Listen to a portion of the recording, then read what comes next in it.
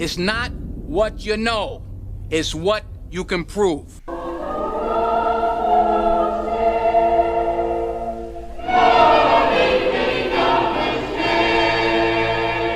Welcome to possibly an answer to my challenge.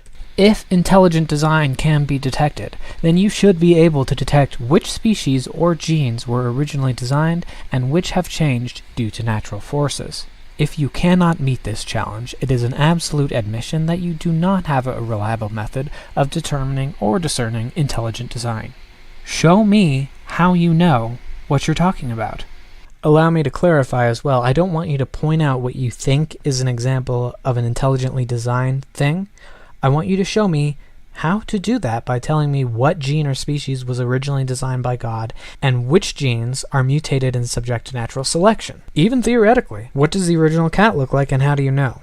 And of course, related to this, you have to answer why these basal forms can't cross over to other forms since we have these transitions in the fossil record. Because you don't know how to tell intelligent design. You just go with a gut feeling. You don't actually have a way to predict or test it.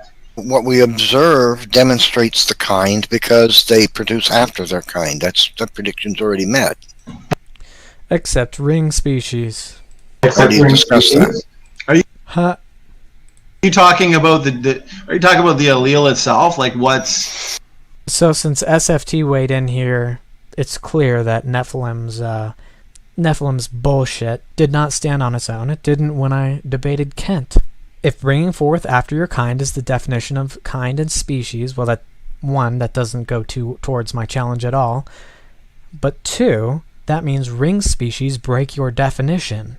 And thus you have to, and this is what Kent did, and what you guys always do when I confront you with this, you shift back to phenotype as qualifications for kind. Meaning you've admitted the entire fossil record, because phenotype is how we infer how things are related. A created allele or a created gene versus one that's just mutated? Is that your question, Snake? Yeah. Well, I would say function, for one, is probably the best tool.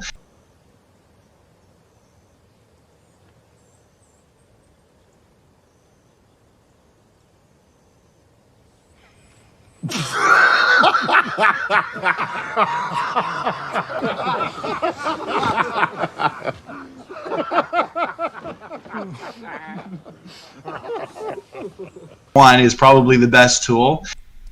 If something functions, it is therefore intelligently designed? No, lots of things, including non-life, have functions, and lots of mutant genes have functions. Next. We could also make good hypotheses based on allele frequency. So I would say the more rare the allele...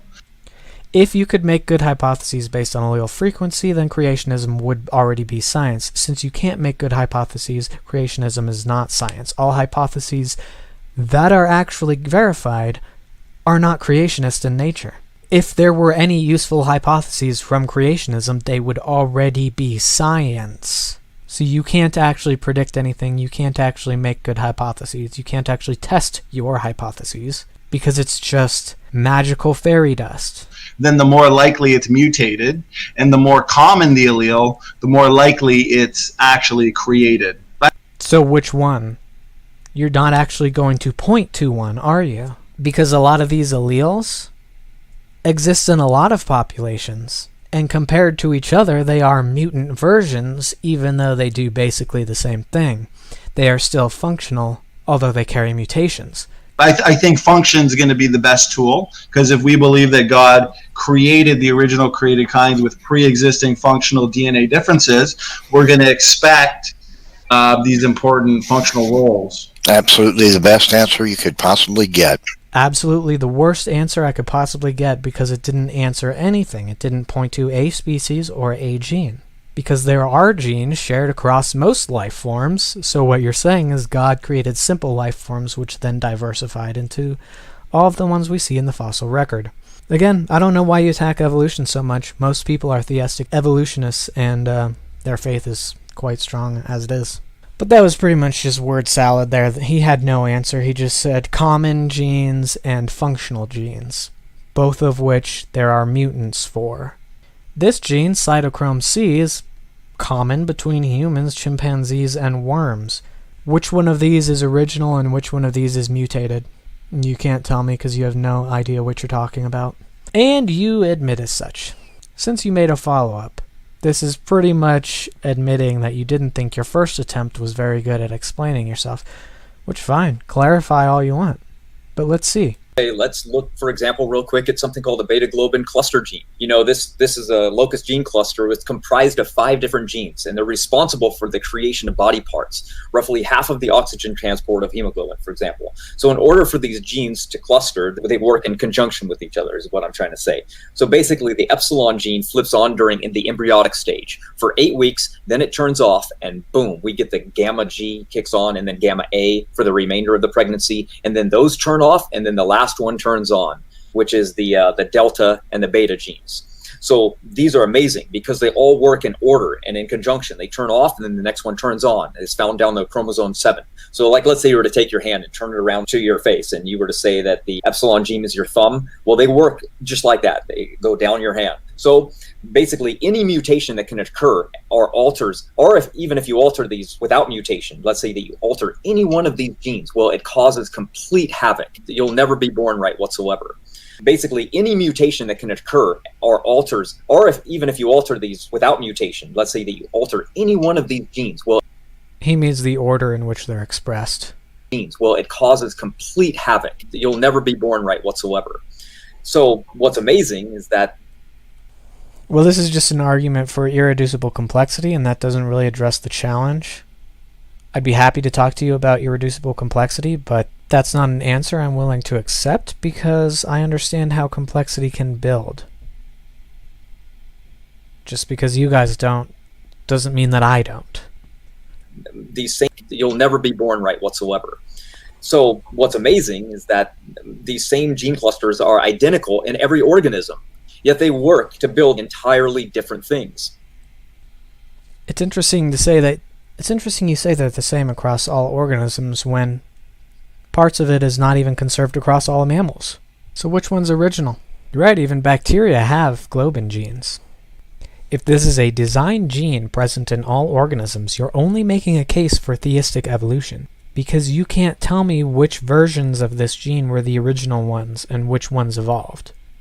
Since different ones are present in different species, which you agree most of are related to some other species, since not all of them can fit on your fantastical little arc. And I do mean little. If each one is expressed slightly differently in different kinds and species, as you say, this is evidence for universal common ancestry from the fact that you just described and demonstrated exactly what we'd expect from modification with descent, aka evolution. As organisms replicate, the new generations will inherit modified versions of these genes, and that's the pattern we find them existing as. Evolution cannot be escaped, even by science deniers. If each one is expressed slightly differently in different species and different kinds, as you say, this is evidence for universal common ancestry from the fact that you just described and demonstrated exactly what we'd expect from modification with descent, aka evolution. As organisms replicate, the new generations will inherit modified versions of these genes, and that's the pattern we find them existing as. They would each have a different system. Instead, they're all based on the same system. Why is that? Because of universal common ancestry. It's all based on the same system, just slightly modified. I don't know what you don't understand about this. It's just fascinating to me that these slight different functions, but yet they work in tandem to all do the same thing. These genes are needed for multiple copies. So it would be a design gene, which actually answers your question, Snake, because you need those things. A designed gene would answer the question, but you're not answering the question with a designed gene.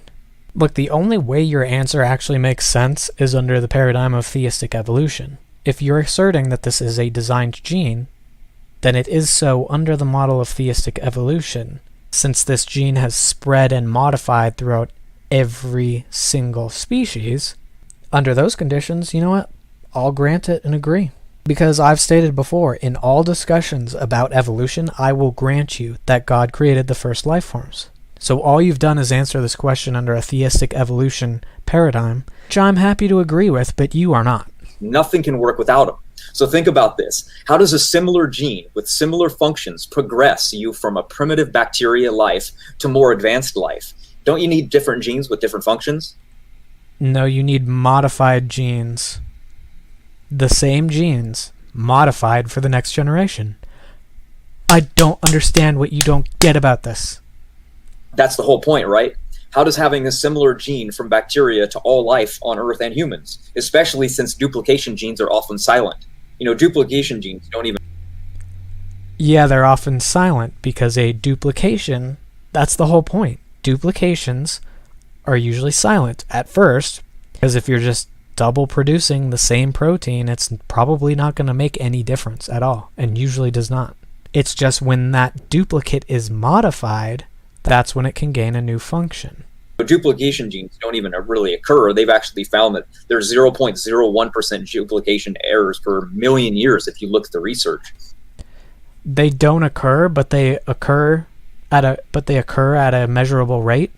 Interesting. You're playing with words again. Now, just like when SFT was just arbitrarily declaring that bacteria have low mutation rates when actually they have a very high mutation rate, twice that of humans in fact, Matt is just arbitrarily saying that this is a low duplication rate. Now, what's considered a high rate is on the order of 10 to the negative 7 duplications per gene per generation. And other studies have shown similar rates in humans and Drosophila. There is overwhelming proof that gene duplications happen often. It has a low chance of happening every generation and in every gene. When you combine every generation and all of the children per generation and all of the genes per child, well, that's why we observe them. So there's just not enough time. There's not enough time for that at all. Let me see your calculations, because all the experts actually agree that there is plenty of time, and they've ran the numbers, unlike you. Creationists Lie. All the time.